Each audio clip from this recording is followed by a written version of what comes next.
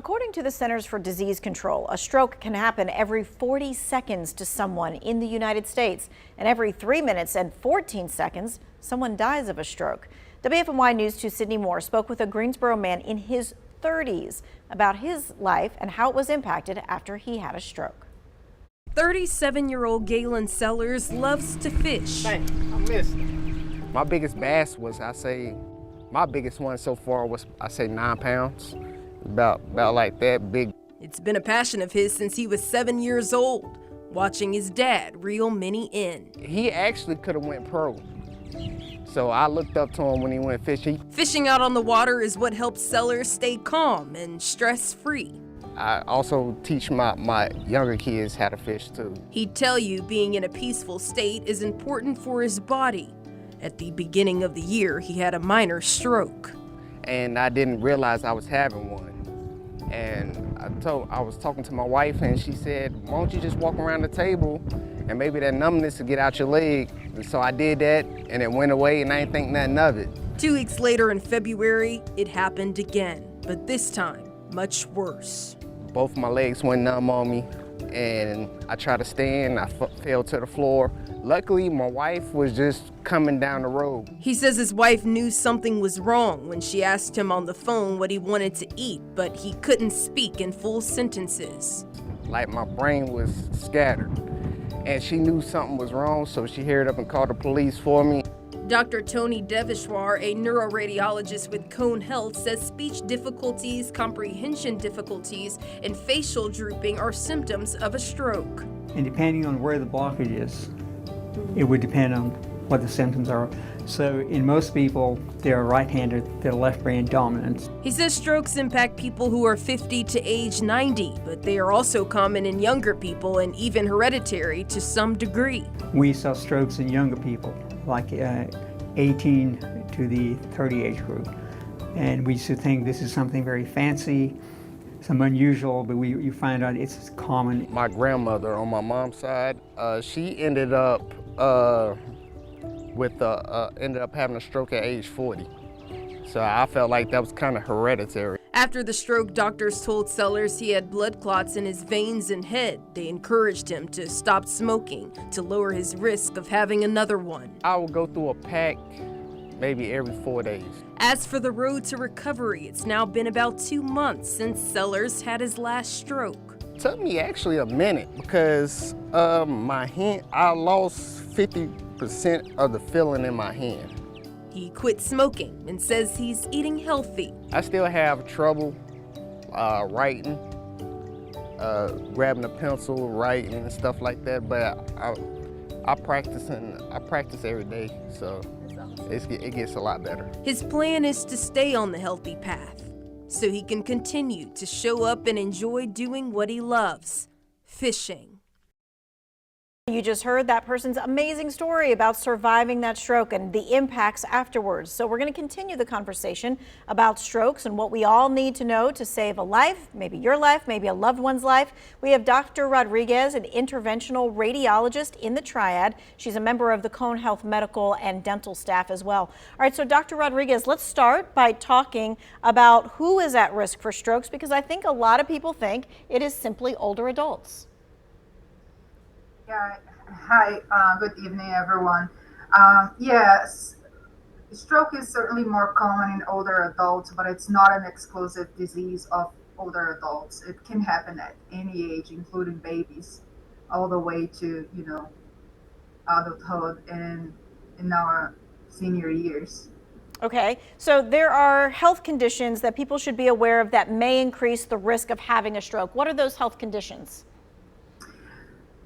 Most importantly, high blood pressure, diabetes, and previous cardiac disease, such as heart failure, atrial fibrillation. But there are many things that can be associated, increase the risk of strokes, such as sleep apnea, having a previous stroke, increase your chance of having another stroke, and in general, unhealthy lifestyle choices, like too much alcohol, certain illegal drugs can increase your risk of stroke. So there are many things that can affect your risk of having a stroke. All right, and so for people who say, I have a family history of stroke, I'm at an increased risk, is there something that can be done for those of us who have stroke that runs in our family? Absolutely. Um, like genetic factors, your race, your age, you can change, but there are many things that you can control, and many things you can do to prevent a stroke. Like, for example, you can control your blood pressure, control your diabetes, choose healthy food to consume, low sodium, fruits and veggies. Physical activity, for example, is another important thing, and try to get a good night of sleep is also very, very important. So it's very important to follow up recommendations from your primary care physician that will guide you how you can improve your chances of avoiding having a stroke. Now we're moving on to what are the signs that indicate that someone might be having a stroke. What do we need to know? What do we need to look for? There is a simple way that to memorize. It's an acronym called BFAST, where the B stands for balance. That means if you have a sudden loss of balance, you're like having difficulty walking, it's an important sign. Eyes means if you have a sudden loss of vision, that can be another sign of stroke.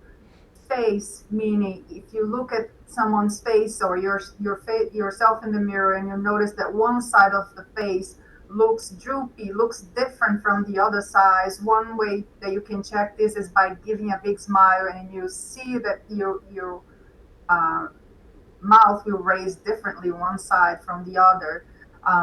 The A is for arm, which is the arm is numb or the arm is weak, but it also um, you can do that for leg too. It could be the leg instead of the arm. Speech, that means you're unable to produce speech, or you can produce speech but it's slurred or incomprehensible, or you can produce speech but you're unable to comprehend speech. Um, and the T is for time, meaning it's time to call 911. If you recognize any of those symptoms, it is a 911, immediate 911 call. Okay, and so again, that acronym is Be Fast. Now, you said if you're experiencing just one of these signs, should you be calling 911? Does that mean that it could be a stroke? Yeah, you don't need to have all those symptoms to have a stroke. You could just have one of them, like for example, you could just have like a garbled speech, and that could be a stroke.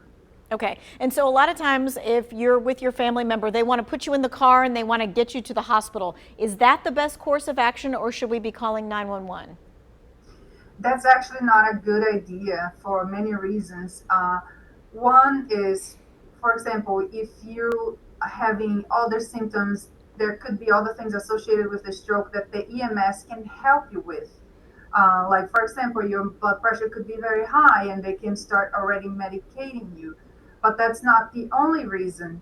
When you have a stroke, depending on the type of stroke, you might need to go to a specific hospital that has certain capabilities. EMS will know how to triage that, and the EMS is also able to pre-notify the hospital that they are coming with a stroke patient so that the team is best prepared to receive that patient. Okay. Now, before the break, you mentioned that strokes are preventable. If we can, let's review again what we can do to help reduce our own risk for stroke. Yes, healthy lifestyles, for example, sleeping well, exercising, eating well with preferentially low sodium, low saturated fat. And sometimes you can see, if it's a packaged food, you can see the saturated fat content.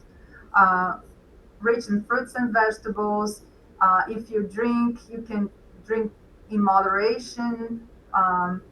If you smoke, it would be best to quit smoking, maintain a health weight. All those things are things you can do to decrease your risk of stroke. Okay, we have about a minute left or so. We just wanted to kind of know maybe a final message or your final thoughts about stroke, whether it's awareness, whether it's being able to recognize what it is, or whether it's able to change how we do our own life. Yeah, so there are a few things that are very important. One is recognizing those symptoms. If you can, have like this printed so you can remember. One very important thing is if you present those symptoms, do not wait. Do not wait to see if the symptoms go away, because there are things we can do to treat your stroke, but those treatments are very time sensitive.